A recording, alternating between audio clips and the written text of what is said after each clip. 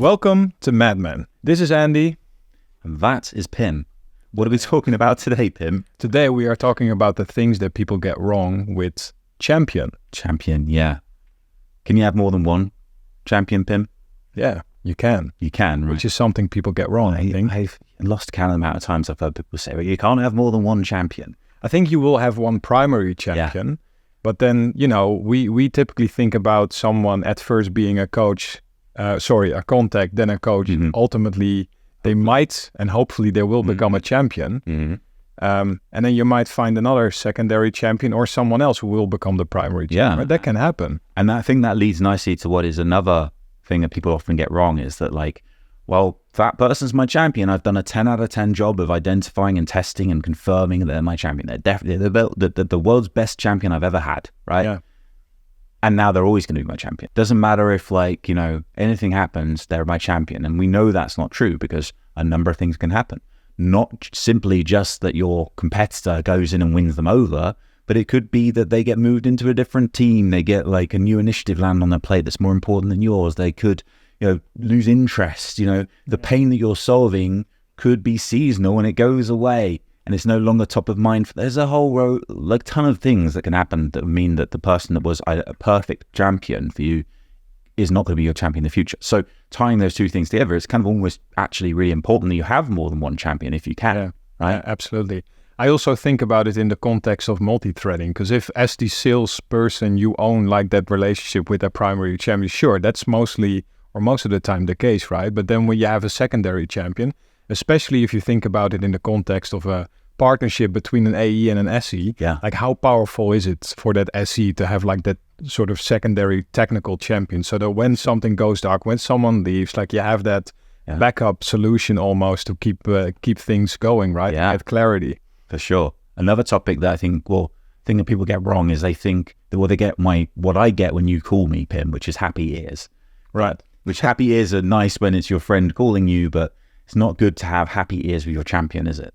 Yeah, absolutely. And the thing is, as sellers, you wanna be selling, right? And so you're looking for that person that can be your, not partner in crime, but sort of your partner, going through the motions, building all the things that you need to build to ultimately come out on the other side successful and go into value delivery. Mm-hmm. However, the person being friendly, responsive, and giving you information, maybe coaching you on how to win, doesn't necessarily become your champion, because we think about a champion needing more than just that in order to be an effective champion, right? Yeah, they can have all of that. You talked about that, which is good, but if they don't have power and influence, it's of very little use to us in terms of why we need a champion. Yeah. It's useful to have those things, of course, but as far as it goes with a champion, it's pretty useless to us. Yeah, so I think that the sort of thing that people get wrong there is not being strict with, hey, do I really have a champion here? Is that because in the long run, if you just accept that for a champion and they're not really a champion, it will bite you, right? At some point. You have to basically ask yourself very honestly as the salesperson when you're reflecting on your champion is this person helping me make progress towards an outcome on this opportunity? Yeah. And I say outcome because it's easy to say, is this person helping me win? But actually, that ties back to that happy ears thing. If we're just looking for someone that's making us feel like we're winning, that's not necessarily winning. That's just happy ears. So we're looking for an outcome, and we want to get to an outcome, which is that we either, we are winning, but of course, second best thing to do is to lose fast. Yeah. And so we're looking for that person to make progress with us. The disciplined approach, if we can call it that, of really being okay, is this person really going to be the champion? Do they check out against the traits that we have there?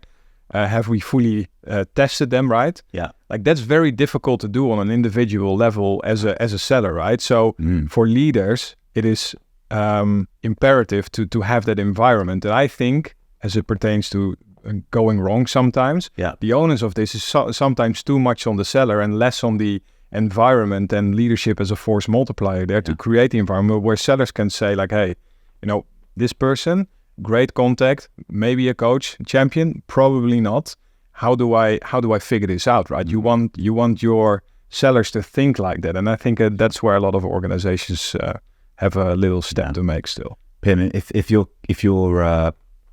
contact that we're defining as potentially a champion tells you, hey, don't worry, Pim, I'm your champion. Yeah. Green flag or red flag? Well, I mean, this is not really a flag, but it would be pretty much like this, right? Yeah.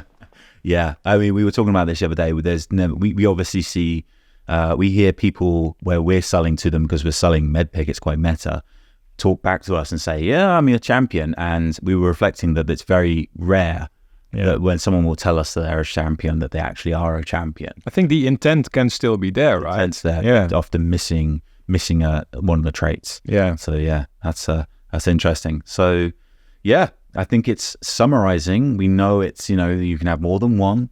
It's that, they're not always going to stay your champion. They can change. The mistake you can make is to have happy ears and to believe them, and just a line behind the person that's always giving you the good news, the things you want to hear. Champion will also give you the bad news. The champion has to give you the bad news, because it's like, that's how you know that they have a vested interest, because they're coming to you saying, oh no, competition was in today and they talked about this and it was really good. Yeah, a question to ask yourself there, and I think that's another thing that takes a bit of discipline, but also the environment to really feel confident in doing that. It's like, what do they win if we win, right? Yeah. Are we really aligned here? If you cannot answer that clearly, there's some work to do. The vested interest. Yeah.